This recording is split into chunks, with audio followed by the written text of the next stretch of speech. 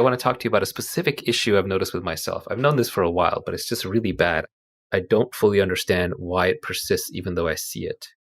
Every time I am figuring something out for myself and I'm going down a good path of figuring it out.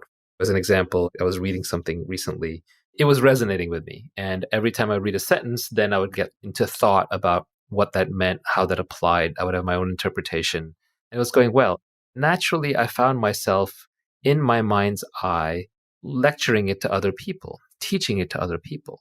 This invariably happens with me. As soon as I start figuring something out or understanding it, I start turning it into a tweet or a podcast or some lecture to tell other people. And I see this over and over again in my mind. Why is it that I keep converting everything into an instruction for somebody else? Why does it not feel real unless I'm teaching someone else? Why does that matter? So there's two things that are wrong with that. One is, of course, a social thing, which is you should be humble and figure things out for yourself. And why are you trying to tell everybody what to do? That's the societal inflicted one. I care less about that. The one I care more about is you can't give society the raw truth on almost anything. The moment you have to turn it into something in your mind that is being taught to others, you're actually weakening it. You're introducing falsehoods and caveats. You're not facing the raw truth necessarily. But that doesn't matter because the greatest desire always wins. And if the desire to share it and to turn it into a teaching is there, it's there. If you genuinely want to get over that, then the quickest way there is, guess what? To allow yourself to teach it. Because any suppression is regression. It's just more self-conflict.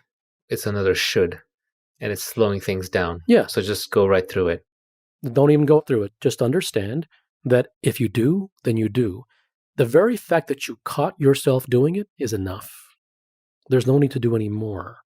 When fire burns, as long as it's allowed to burn, it'll eventually burn out. I do not want to engage in self-conflict. I'm now very aware of that when two parts of my mind start fighting each other.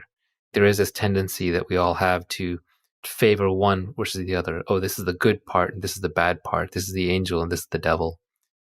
The shoulds and the shouldn'ts are pure poison. Never try to reel your mind in. Give it free rein.